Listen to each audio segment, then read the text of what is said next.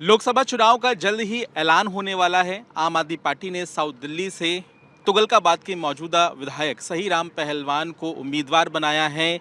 चुनाव कैंपेन किस तरह का चल रहा है और साथ ही साथ बीजेपी के उम्मीदवार को वो किस तरह से टक्कर देंगे, ये रणनीति समझने के लिए हम उनसे बातचीत करते हैं।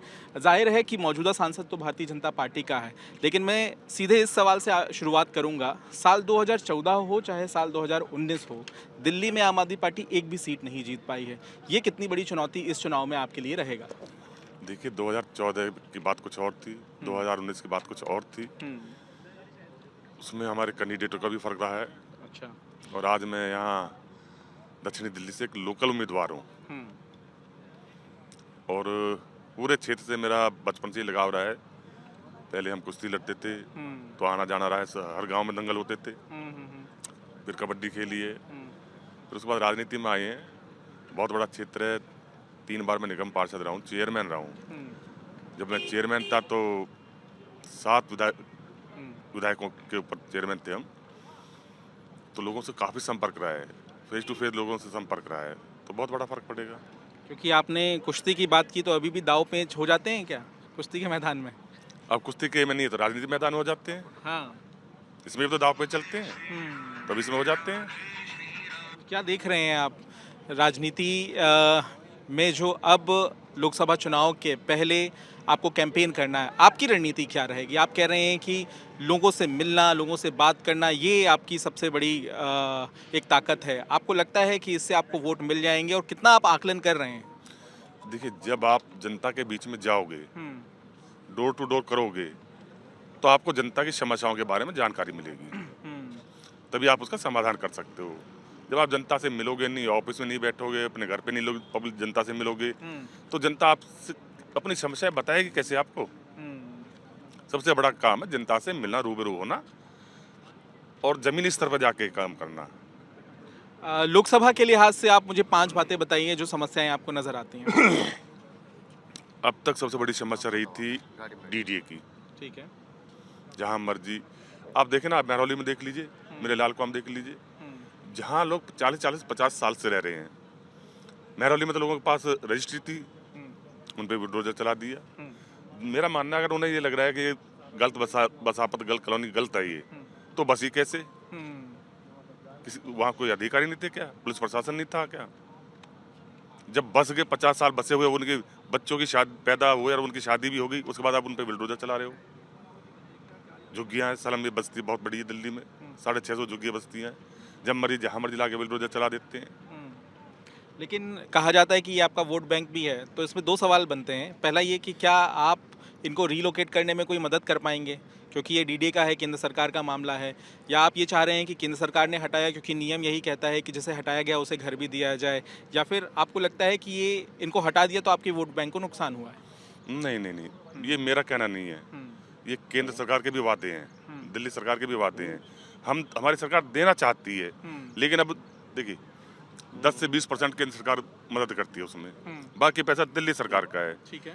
तो सीएम आवास योजना के तहत देना चाहिए ना। कई सालों से उन्होंने रोक रखे हैं, किस लिए कि नहीं पहले आप इसे पीएम आवास योजना के तहत दो। क्यों दे अभी पीएम आवास योजना के तहत? तो आपके हाथ में, आप कह रहे हो कि सीएम दे सकते हैं, लेकिन अटका रखा है। बिल्कुल अटका रखा नहीं, कई लाख लोगों का अटका रखा है। एक नहीं, मैं आज से 3-4 साल पहले ये सरिता बिहार अंडरपास बनाया है, तब यहाँ रामवीर जी विधायक थे, ये खुद ही ये यहाँ के विधायक तो उस टाइम में परिसीमन नहीं हुआ था, वहाँ 350 झुग्गियों को तोड़ा गया था। ये बताइए कि रामवीर सिंह विधोड़ी जो कि विधायक हैं अभी, और इससे पहले हैं आपके रमेश विधोड़ी जो कि बीजेपी के मौजूदा सांसद भी हैं, तो ज़्यादा नुकसान किससे होता है आपको? विधायक से होता है या सांसद से होता है? नहीं, मुझे किसी से कोई नुकसान नहीं है, क्योंकि हमारी लड़ाई एक विकास की लड़ाई है, विचारधारा की लड़ाई है। ठीक है। तो रामवीर जी आए या रमेश जी आए, ये तो विचारों की लड़ाई है, विकास की लड़ाई है। क्या विचार हैं आपके, क्या विचारधारा है? जनता की सेवा करना। अगर आप चुनाव लड़ रहे हो तो पहले आप अपने माइंड को सेट करो कि चुनाव लड़ क्यों रहे हो आप, जनता की सेवा करने के लिए या राजभोग के लिए? अगर आप राजभोग के लिए लड़ रहे हो तो अपने घर बैठो, व्यापार कर लो, अच्छा रहेगा, आनंद से रहोगे। और अगर जनता की सेवा कर रहे हो तो फिर आपको उनके बीच में जाना पड़ेगा। फ़ोन काफ़ी आते हैं आपको, फ़ोन भी काफ़ी सारे हैं आपके पास, जाहिर है लोग फ़ोन करते होंगे, तो अलग अलग फ़ोन नहीं हैं? थोड़ा व्यक्तिगत बातचीत हो जाए अब। तो नहीं, ये दोनों अलग अलग है। अलग अलग हैं दोनों फोन। हाँ, बिल्कुल अलग-अलग अच्छा, तो एक में विधायकों के मंत्रियों के फोन आते हैं, एक में जनता के फोन आते नहीं हैं, नहीं, ऐसा कुछ? दिखा दोनों दीजिए, कोई बात नहीं। दोनों जनता के लिए। दोनों पे जनता के लिए। अच्छा अच्छा। जी।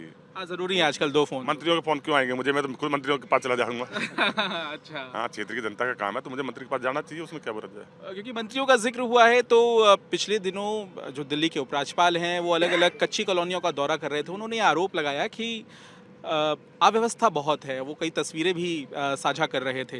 तो जाहिर सी बात है, ये आपके लिए एक परेशानी की बात रहेगी क्या? क्योंकि आप जहाँ से विधायक हैं वहाँ भी बहुत कच्ची कॉलोनियाँ, और जाहिर है जो आपकी लोकसभा क्षेत्र है वहाँ पर भी बहुत सारी कच्ची कॉलोनियाँ। तो आप ऐसा मानते हैं कि एलजी का आरोप सही है? मैं तो कहता हूँ एलजी सही नहीं है। हम्म, एलजी एक प्रोटोकॉल है, हम्म, एलजी का एक रुतबा है, हम्म, एक मर्यादा है एलजी की। हम्म, 3 दिन पहले मेरे ही क्षेत्र में आए थे, हम्म, मुझे नहीं जानकारी। एक विधायक के क्षेत्र में, सरकार के चुने हुए नुमाइंदे के क्षेत्र में आप जा रहे हो, कम से कम उसको वो आए ना आए अलग बात है, जानकारी तो होनी चाहिए। नंबर 1। नंबर 2, निगम में 1 साल से ज़्यादा हमारी सरकार बने हुए है। ठीक है। इससे पहले एलजी महोदय ने कितने निगम के काम चेक किए थे? हम्म, एक भी नहीं गए। क्या था कहीं दौरा? एक दौरा नहीं किया। हम्म, मेरे यहाँ संजय कॉलोनी में एमएलए हेड से नाला बनाया जा रहा है, हम्म, ठीक है। पहले जो वहाँ के पार्षद थे बीजेपी के, उन्होंने वो तोड़वाया था, 5 साल ऐसे ही पड़ा रहा। अब उसे मैं बनवा रहा हूँ। वो नाले को चेक करते हैं तो कहते हैं यहाँ गंदगी हो रही है। अरे भैया, नाले को बनाएंगे तो उसकी पहले नाले की सफाई करनी पड़ेगी। वहाँ गारा मिट्टी भी होगी, डस्ट भी होगी, सीमेंट भी होगा। जब एक जगह चिनाई हो रही है, नाले को बनाया जा नए सिरे से बनाया जा रहा है, तो गंदगी जाहिर है। तो अधिकारी कहते हैं बताओ कैसे करें, नाला तो बनाना पड़ेगा। छोटी छोटी बातें हैं, जाहिर है। तो ये एलजी महोदय के उसके लायक नहीं है। लेकिन अब मुझे ये भी समझना है आपसे कि दिल्ली की विधानसभा में तो आप लोगों को ये समझा देते हैं कि एक बार फिर से केजरीवाल, और अब केजरीवाल सरकार 2 बार यहाँ पे जीत चुकी है, बल्कि 3 बार सरकार बना चुकी है। ऐसी स्थिति में लोकसभा में आप क्या समझाएंगे लोगों को, क्यों वो आपको वोट दें? क्योंकि उधर भाजपा नारा लगा रही है 400 पार का। आप क्या समझा पाएंगे कि लोग आपको वोट दें, और लोग क्यों आपको वोट दें वो भी आज इसी बहाने बता दीजिए। देखिए, 400 पार वो हो सकते हैं, मुझे उसमें कोई वो नहीं है, आश्चर्य की बात नहीं है, क्योंकि उनके पास एक योजना है लोटस। सरकार किसी की भी बने, खरीद के वो अपनी बना लेती हैं। जनता वोट किसी पार्टी को दे, उनकी संख्या ज्यादा हो, लेकिन तोड़ के ये अपनी बना लेते हैं। चुनाव से पहले ही आप लोटस कहने लगे हैं। मैं तो आपसे ये जानना चाह रहा हूँ एग्जाम्पल कि दे रहा हूँ, मैं आपको एग्जाम्पल अच्छा, दे रहा हूँ। हाँ। कितनी जगह आपने देखा है, हाँ, दिल्ली में लोग वोट आम आदमी पार्टी को इसलिए दें हाँ, कि दिल्ली में जब बुलडोजर चला, दिल्ली के हितों का हनन हुआ, 7 सांसद दिल्ली ने दिए थे इनको। एक ने भी दिल्ली के हित में आवाज उठाई कभी? नहीं उठाई। इसलिए वोट करेंगे। जब दिल्ली की जनता से वोट लेके दिल्ली की जनता के हितों की लड़ाई नहीं लड़ेंगे वो, तो फिर उन्हें वोट दें क्यों? इसमें एक अहम बात ये भी है कि आप उम्मीदवार हैं इंडिया गठबंधन के तहत, सही कह रहा हूँ मैं? बिल्कुल। और आपको समर्थन चाहिए होगा कांग्रेस का भी। कांग्रेस के कार्यकर्ताओं से, नेताओं से कोई बात हुई क्या? क्योंकि मैं इस तस्वीर को सोच पा रहा हूँ कि कार्यकर्ता जो कि कांग्रेस का है वो घर घर जाके आपके लिए क्यों वोट मांगेगा, उसको कैसे मनाओगे आप? देखिए, उसमें मुझे मनाने की जरूरत नहीं है। हाँ, कांग्रेस के नेता अपने आप उन्हें मनाएंगे, नंबर 1। ठीक है। नंबर 2 कि मैं निगम का हिस्सा भी रहा हूँ, और जितनी भी आज मेरी साउथ दिल्ली की सीट पे जितने भी कांग्रेसी नेता हैं, ये ज्यादातर मेरे साथ निगम पार्षद रह चुके हैं। मेरे इनसे सबसे अच्छे संबंध और अच्छे रिलेशन रहे हैं। आपकी विधानसभा के अलावा बाकी भी तो विधानसभा हैं, वहाँ भी आपको जाना पड़ेगा। आपकी किसी से मुलाकात हुई क्या अभी तक कांग्रेस के नेता से, अभी हाल फिलहाल में? मेरी सबसे मुलाकात हो चुकी है। मैं अपनी विधानसभा की बात नहीं कर रहा, हाँ, पूरी लोकसभा की बात कर रहा हूँ। मेरे साथ मैं 97 में जीतता था, 2007 में जीता, 2013 में 12 में जीता। तब बहुत पार्षद थे इनके कांग्रेस के मेरी इसी सीट पे। वो सब मेरे संपर्क में, मेरे प्यारे साथी हैं सब, तो सब मैं मदद करने के लिए तैयार है। ऊपर से इंडिया गठबंधन तो है ही है, जाहिर है। तो यहाँ पे तमाम राजनीतिक और साथ ही साथ व्यक्तिगत बातों का भी जवाब दे रहे हैं सही राम पहलवान, लेकिन लोग आपको जानना चाहें, जाहिर है विधायक के तौर पे तो लोग जानते ही हैं, आपकी विधानसभा की जनता आपको पहचानती है, आप क्या है कैसे। लेकिन मुझे एक सवाल ये भी जानना था कि आप जब फुर्सत के पल बिताते हैं तो आप क्या करते हैं? आपको खाने पीने का कुछ पसंद है, या पहलवान रहे हैं तो बड़ी डाइट कंट्रोल में रहती है आपकी? नहीं, डाइट मेरी कंट्रोल में रहती है। अच्छा। और मैं जब फुर्सत में होता हूँ तो अपने लोगों से फ़ोन के द्वारा संपर्क करता रहता हूँ। बातचीत करना पसंद है आपको? बिल्कुल। और डाइट में क्या पसंद है? डाइट में घी, दूध, दही। अच्छा, देसी आदमी है बिल्कुल। बिल्कुल।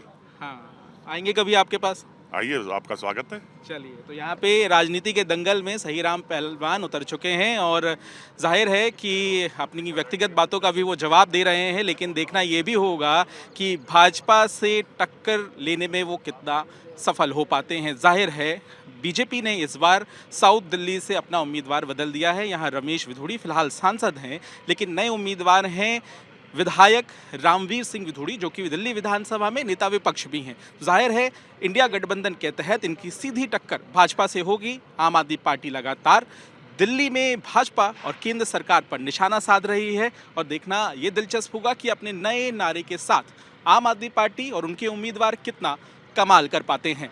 कैमरामैन अजय ठाकुर के साथ पंकज जैन, दिल्ली, आज तक।